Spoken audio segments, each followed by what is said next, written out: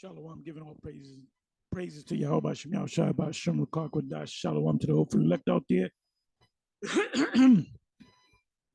And let me bring this up here.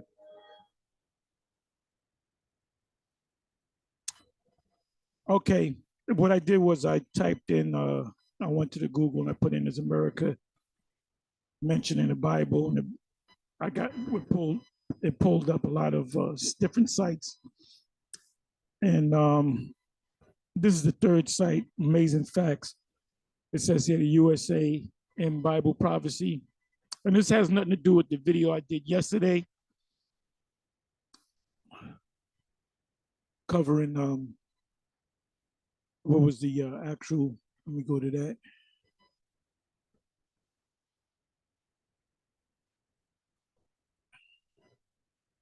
Okay, so this I was just watching. This is a short video that the Apostle Ryan had put up, and I listened to it. It was very short, 12 minutes long.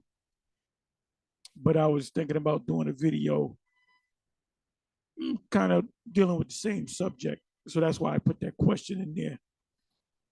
But the video that I did, let me bring the name up again. A must-watch video. We woke now reference my video. Babylon is the United States. No ifs, ands, or buts. Which this is the actual video. Babylon is the U.S. No ifs, ands, or buts. So this video I'm doing now has not really have nothing to do with these videos. It's just that we're in the end of this man's system, so we're focusing on it now. So this page, Amazing Facts, I forget the guy's name, but he used to be on TV. He appeared to be an Edomite, and he was, it's got to be the same program. And he was, I remember years ago, he used to go in, he used to, hit a lot of, going to prophecies and going to facts. But I forget his name. I remember The World Tomorrow with Armstrong. See, I was always into watching things that dealt with the scriptures and prophecy. When the movie The Late Great Planet Earth came out, which you can watch that movie on YouTube. Let me pull it up. See if I can pull it up. By Hal Lindsey. I believe his name was Hal Lindsey. Let me do it this way. The Late Great Planet Earth movie.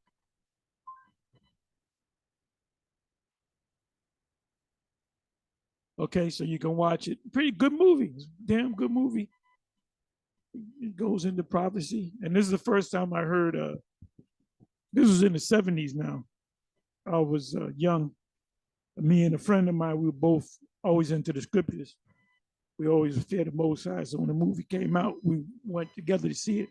And we were in our teens.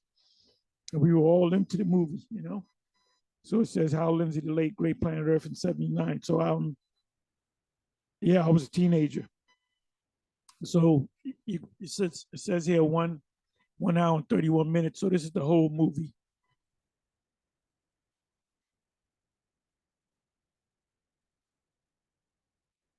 And it was narrated by Hal Lindsey. And he focuses on prophecy. And also, what was this individual's name? Can't think of his name. He had that dramatic sounding voice. Matter of fact, let me do this.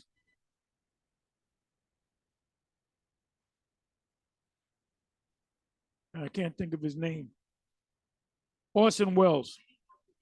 Orson Welles. So it opens. Let me do this. Damn commercial.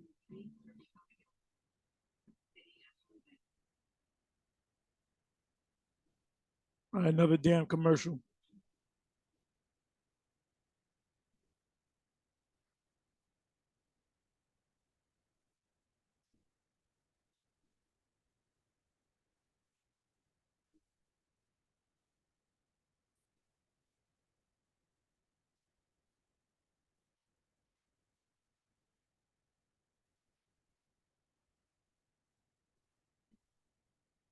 Bear with me for a minute.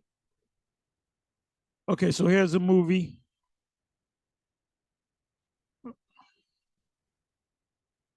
It opens up with now if you notice now you see these people, these are supposed to be Israelites.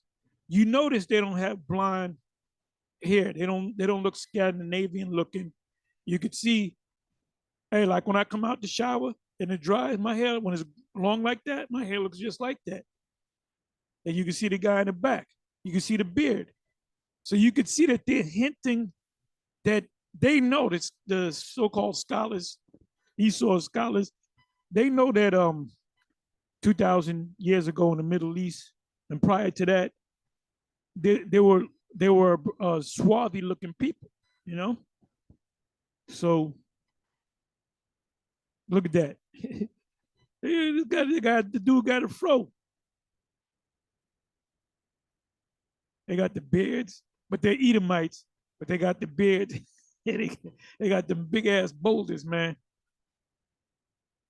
And then this is Orson Welles, which he was an actor back in the day and the director, but he has that voice, he has that dramatic voice like a Alexander Scorby. Look him up. You see, it made him look like an Ephraimite, one of the so-called Latin tribes.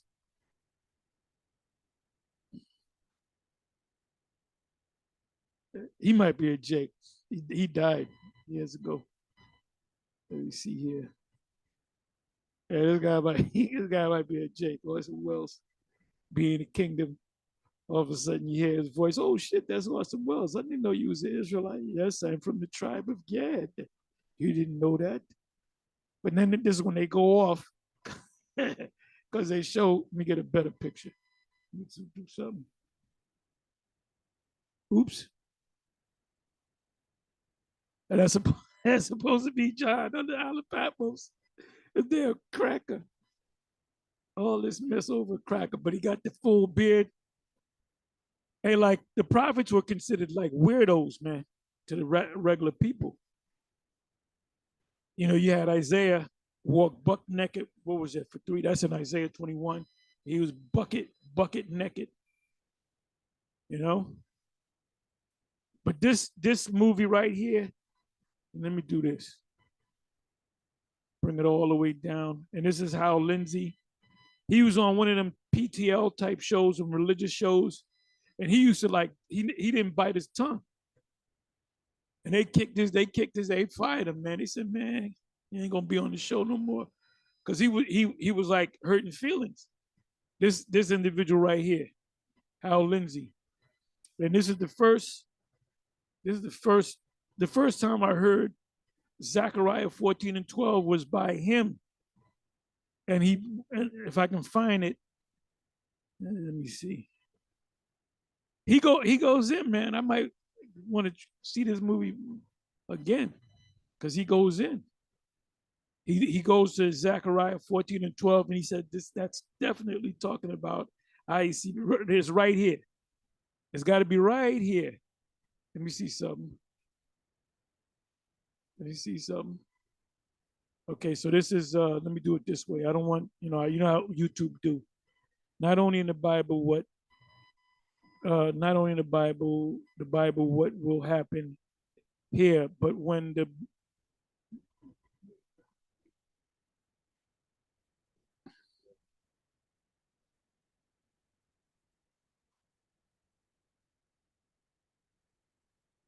right. So he's quoting it right here. This is 38 minutes in. Hey, watch the whole movie. But he says right here, this is the first time I heard that. And when I heard it, I said, yeah, that makes all the sense in the world. So he's getting ready to quote Zechariah 14:12.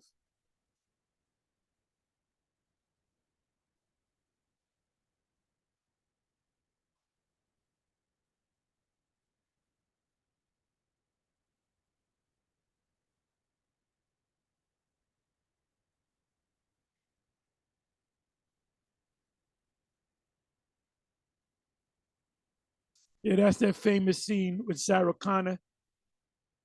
she's wearing like a nurse's outfit, and she holds onto the fence, and she's yelling at these kids in the playground, and all of a sudden that hot wind comes along, and then she's holding onto the fence, and all her skin, her bones is left holding the fence.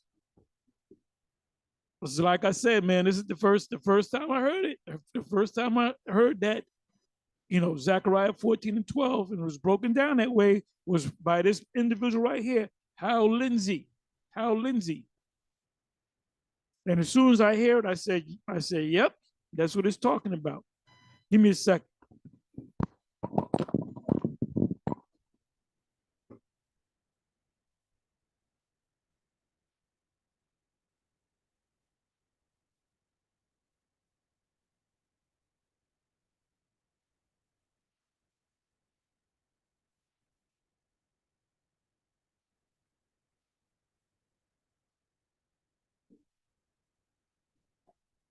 Yeah, so watch the movie, you'll get into it. Before they can fall to the ground, there's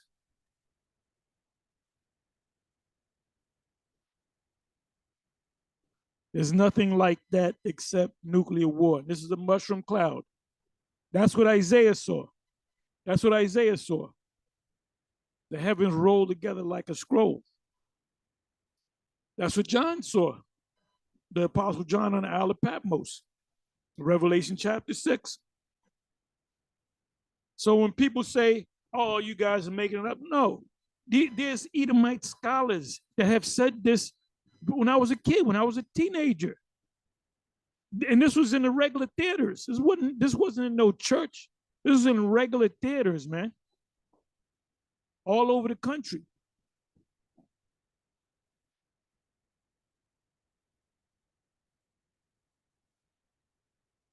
That's what Isaiah saw, and that's what John on the Isle of Patmos saw.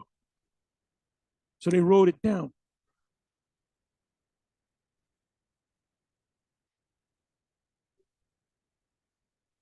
And yet, destructive power, and yet no one understood them in ancient times. So what does that mean? The prophets didn't understand what they were writing down. They saw it. They saw the visions. They had the dreams. They had the epiphanies. They experienced the epiphanies, and they wrote it down. And they didn't understand it. None of the prophets understood what they saw. These were events that's getting ready to happen in our lifetime.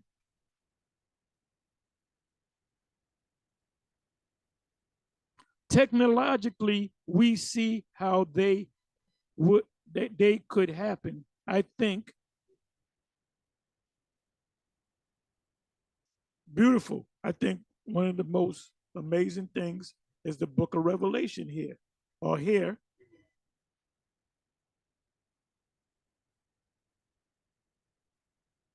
He's talking about John, the Apostle John, and he was transported in a time machine. He saw 2,000 some odd years in the future, and he saw them getting MOTB. That's what he saw. We keep telling you that.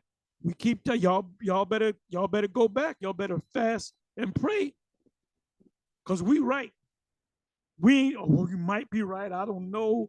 Let's see. No, it's what we say about the MOTB is going to come to pass the way we've been saying it for years. And if you're teaching something contrary to that, you're in danger of the judgment. You're going to wind up in the lake of fire. And you don't want to wind up in the lake of fire because you may not get out.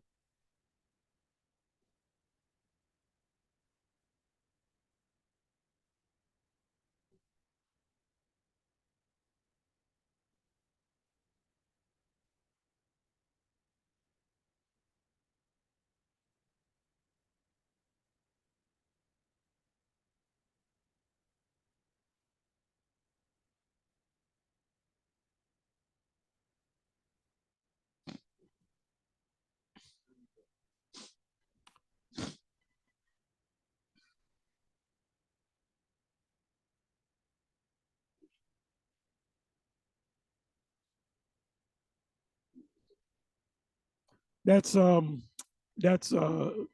guy speaking, Orson Welles, and he has that voice. You got to watch the movie. Got to watch the movie, right? This right here at 39. So about 30 minutes, 35 minutes in.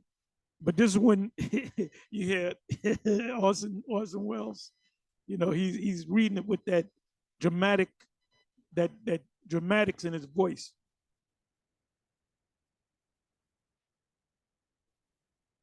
Yeah, and great hailstones, heavy as 100 pounds. That's what John's the weight of a talent. That's why he said 100 pounds in translations, but it said the weight of a talent. The weight of a talent is about anywhere from 75 to 100 pounds. But these missiles were the ICBMs. I did a video on it. It was, I believe, each one is like 2,000. Is it 2,000 or 20,000? But they're way. I mean, they're like buildings, like full, 10-story, 20-story buildings, man. That's how big these missiles are. So we know we're the only group, the Israelites, well, the one Westers, but GMS, we're more of a prophetic camp. Me myself especially, I'm always going into the prophecies. I'm always going into the prophecies, man. Always, just like Happy Zaria, that was a prophecy man. He always went into the he went through them over and over and over and over and over and over again. We went through them over and over again. That's why I don't got to pull out my notes. If I go to Daniel 7, boom, that means this. This means that. On to the next one. Daniel 8, that means this. The he goat, the rough goat, and all that. Revelation 11, all because we're in the time of the fulfillment of these prophecies.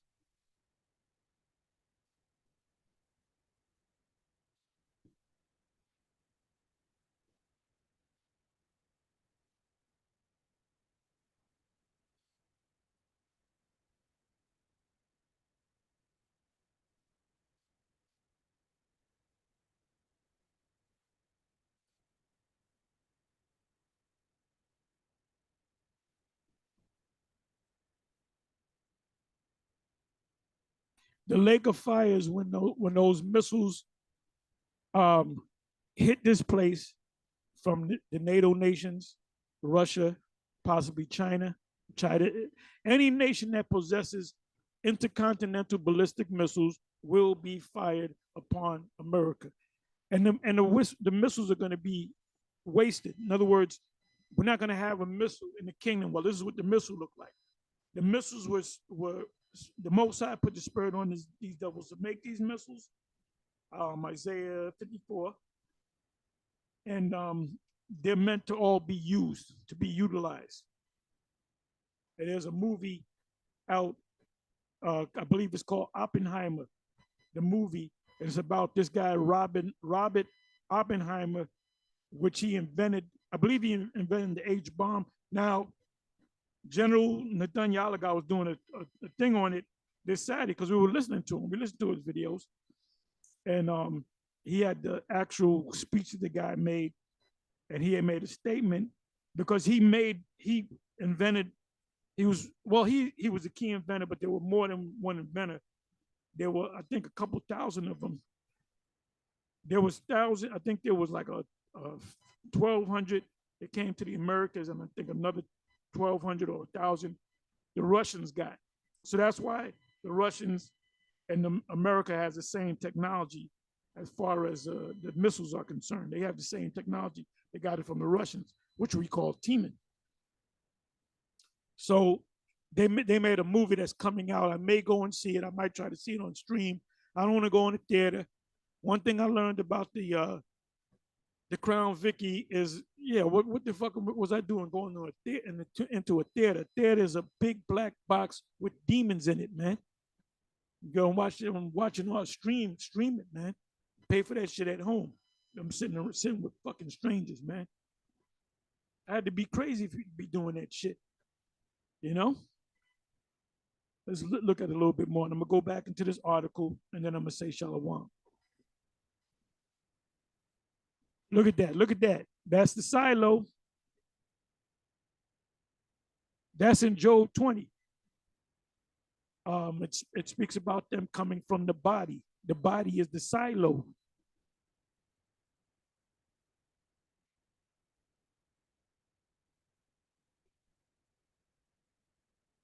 Yeah, that represented a missile. Also, the scriptures speak about this place, these missiles, as being great hailstones or great millstones. And thus with violence, the angel took up the great millstone and cast it to the earth, and said, thus with violence shall this place be destroyed. I'm merely paraphrasing. So these are hailstones, and they also they're like millstones, great millstones.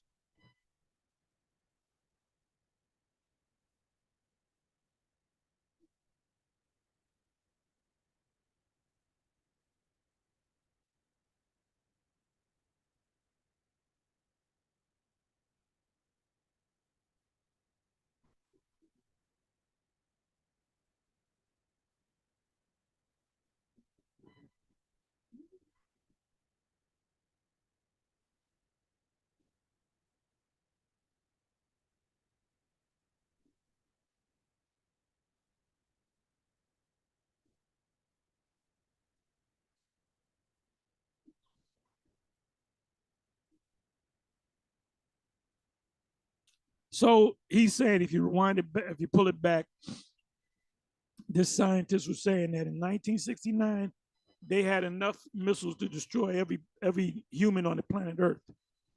So, let's fast forward 69, 79, 89, 99, 2009, 2019. We're talking almost 60 years in the future. So the technology, they've been building missiles before the 60s, before 69. And like I said, at all these, the Moors don't speak about this because they don't know. The Kemetic, the brothers in Kemite, the Kemetic people, the Christians don't really speak of this, man. You got certain Christian scholars that specialize in prophecy. Like I said, he was on one of them religious type shows. I believe that was PTL, or, which is Praise the Lord, or one of them shows, depending on where you live, could have been on Channel 9 or Channel 12 or whatever, or Channel 11. And he was a regular on one of these shows. And I remember he was on one day, and he went a little too deep into prophecy. He was scaring the people, and they basically said, look, you ain't gonna be on the show no more. Because they want people to be happy. Give me a second.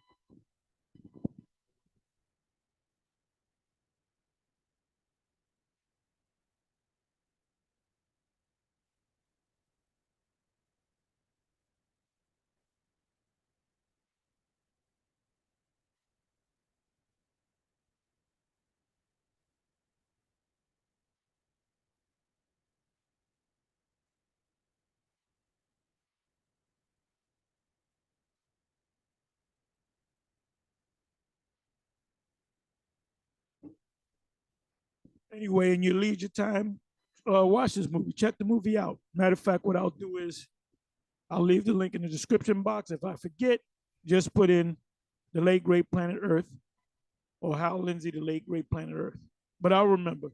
I should remember. So anyway, let me go into this article. Where the hell is it?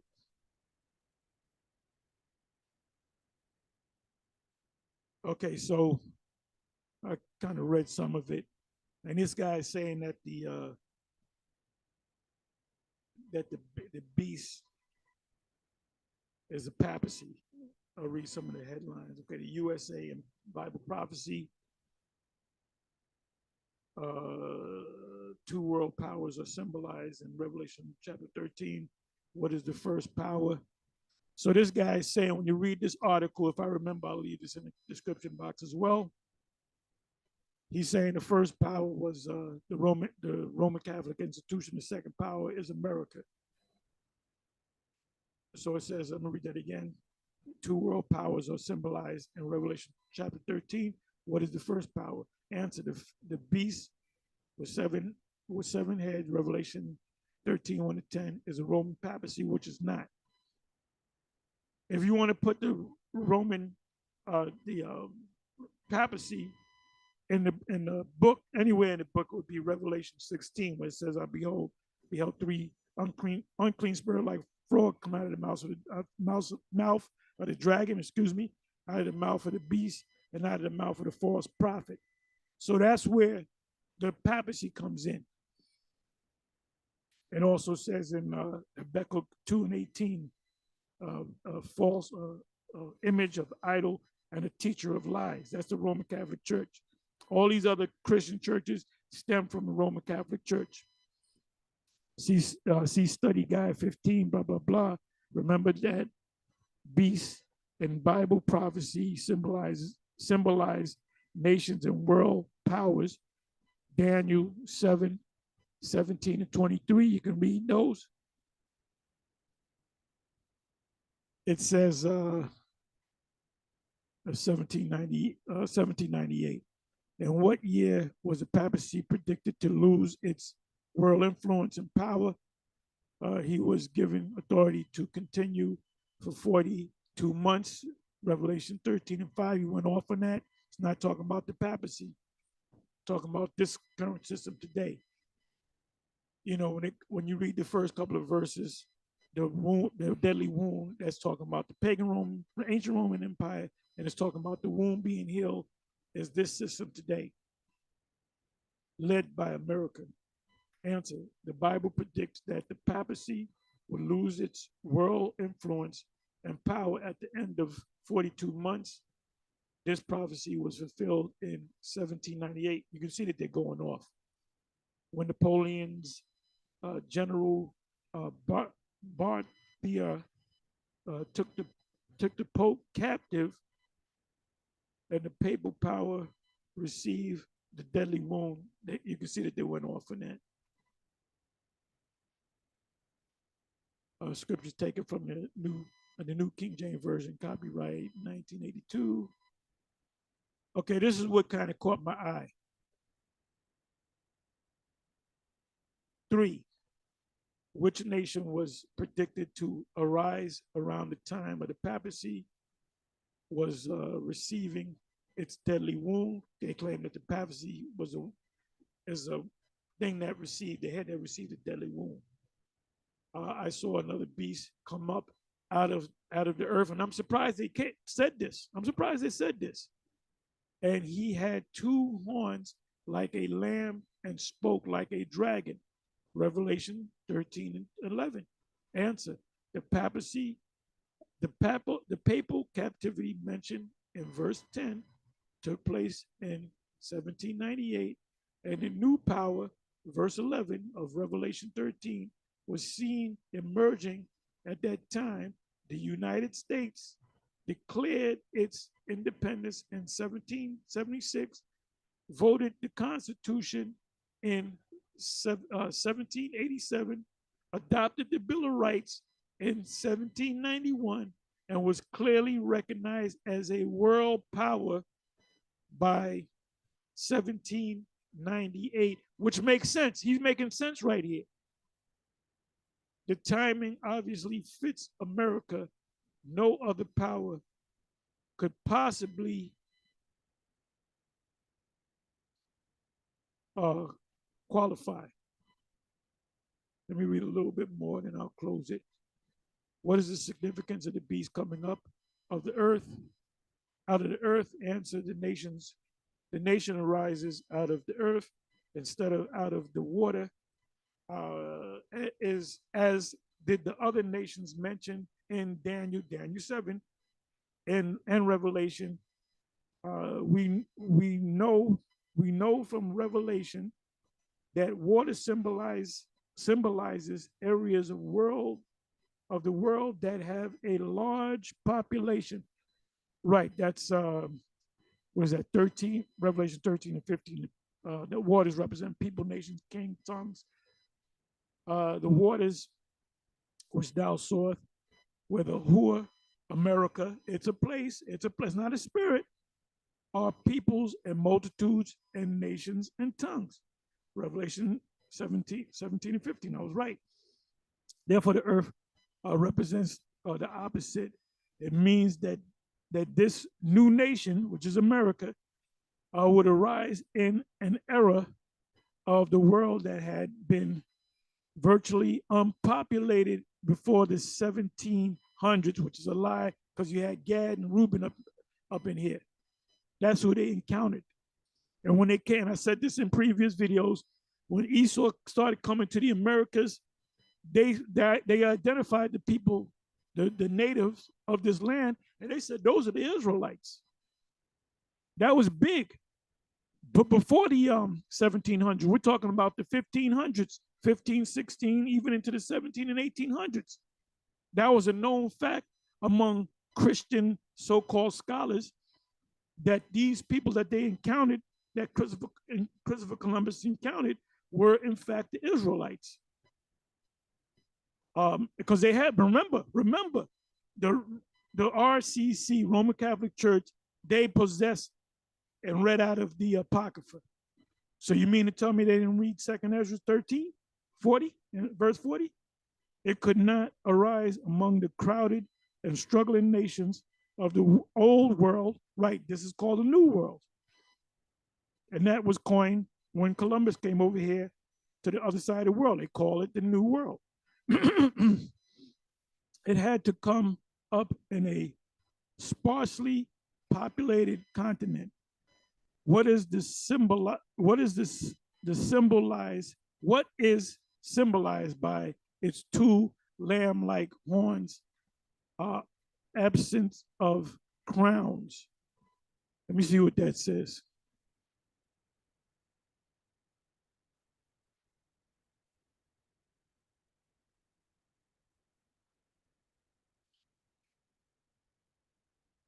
I'll read this and then I'll close. But you can read the rest of the article. But they're telling the truth. They don't have the whole truth, but they got it right when they say the United States. It says what is symbolized by is two lamb-like horns and absence of crowns. Answer: horns represent kings and kingdoms or governments. Daniel 7:24, Daniel 8:21. In this case, they represent the United States' two governing principles, civil and religious. Well, the Democrats and the Republicans, the plebeians and the patricians in the Roman Empire. These two principles have also been labeled republicanism. Yeah, democracy and republicanism. A government without a king, and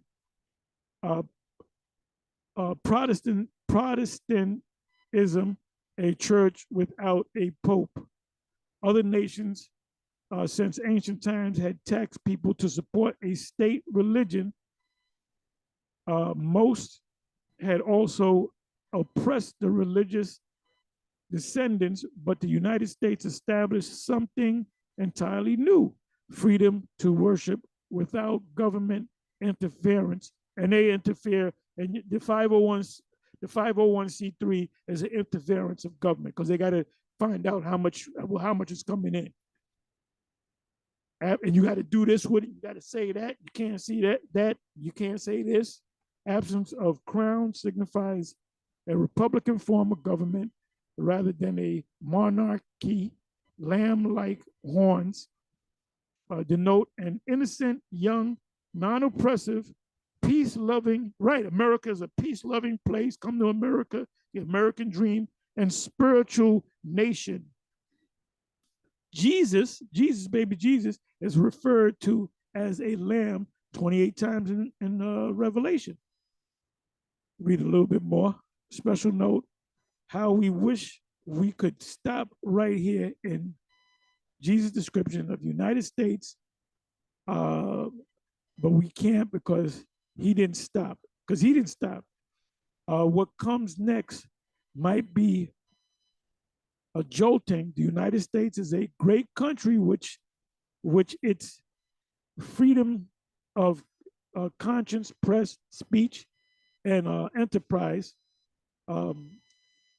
its opportunities, its sense of fair play. Yeah, we were fair play in the fields. That and this is for so-called white people. You know, white people that own property. Those are the only ones that can vote. The women couldn't vote. Damn sure the slaves couldn't vote. It's simple, but they don't think they're going into captivity. It's sympathy for the underdog and its Christian orientation. It is not perfect, but even still, a host of people from around the world seek to become its citizens every year. Sadly, this richly blessed country will change drastically. Yes, and we're in that change right now as I speak. It's a pretty good article. They got it half right. And so, what does Revelation 13:11 mean when it says the United States will speak like a dragon? I got to read that part. I must be allowed to read. Answer: as you learn in Study Guide 20, the dragon is Satan, led by Satan, spiritual demon Satan, physical counterpart, who works through various earthly powers to establish his own kingdom and to crush God's church by persecuting and destroying God's people, which are the Israelites, and they haven't changed. That's why he's demonizing us right now. Those black Hebrew Israelites, they're extremists. What the hell is an extremist? You got a sport called extreme sports. Are they fucking terrorists? Extreme? Any look in the NBA, the top teams in the NBA, they're all extremists, man. They better eat the right foods. They better get exercise coaches. They better have doctors and nutritionists. That's taking shit to the extreme. You know, when you become a boxer, the top guys, the top champions in boxing, they take that sport to the extreme. Anything less, they wouldn't be champions. So speaking as a dragon means the United States, under the influence of Satan, will in the end time force people to worship contrary to conscience or be punished. And they're pushing that elemental P thing right now. They're pushing that happy people stuff.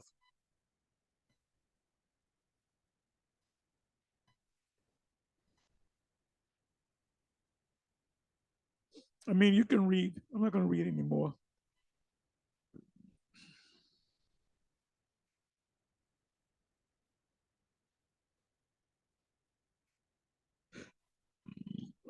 Pretty good article, though.